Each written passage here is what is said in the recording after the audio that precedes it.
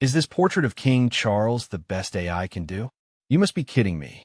Is this the pinnacle of what artificial intelligence can achieve in portraiture of King Charles? It's hard to believe. After 6 million years of human evolution and 50,000 years of artistic development, we now possess arguably the most advanced technological tool ever created by humanity. And this is the result? Seriously? I'm examining Algorithm King, a newly unveiled portrait of King Charles, crafted by AI, who is hailed as the world's first ultra-realistic robot artist.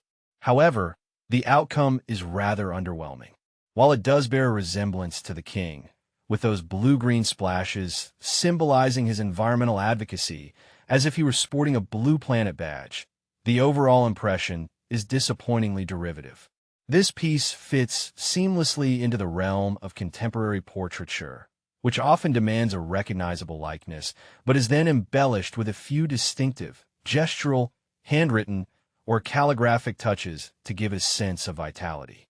It's not terrible, nor is it ugly or shocking. It's simply bland. Consider Graham Sutherland's 1954 portrait of Winston Churchill, which the wartime prime minister despised so much that his private secretary took it to a remote location and burned it. Unfortunately, there's no risk of AI inciting such a passionate reaction. This work lacks the depth to evoke strong feelings. If you were to place this portrait in the National Gallery next to the depiction of King Richard II in the Wilton diptych, with its peculiar doll-like features and bright pink cheeks, only one of them would seem to belong in a science fiction narrative, and that one was painted 630 years ago. The creators of AI seem to regard her as a conceptual artwork in her own right, which raises questions about the significance of her portraits. We haven't invested exorbitant amounts of time and money to create a mere clever painter, stated her creator, Aidan Meller, in 2022.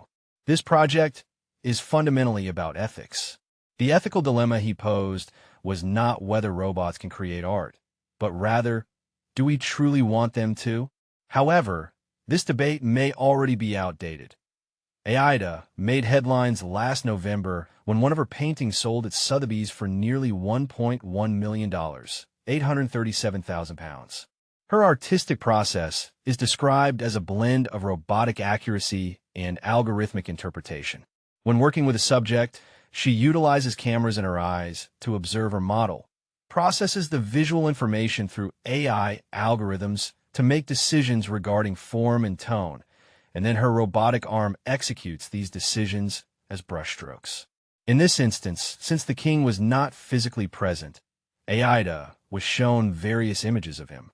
She created several preliminary sketches and preparatory paintings before choosing one image to concentrate on for the final portrait, employing AI to determine texture and abstraction, and then adding marks and brushstrokes to an enlarged version of her initial painting, as explained by Meller. AI has become quite a sensation. She was conceptualized in Oxford, constructed in Cornwall by Engineered Arts, and programmed on an international scale. She has delivered a TED Talk, collaborated with filmmaker Baz Luhrmann, and spoken at the Venice Biennale.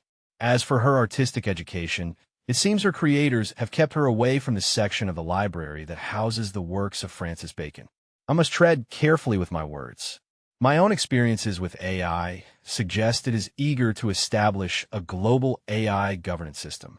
Given the current rapid pace of advancement, this could become a reality by August 2029, so I prefer not to leave a conspicuous trail of anti-AI sentiments before that time.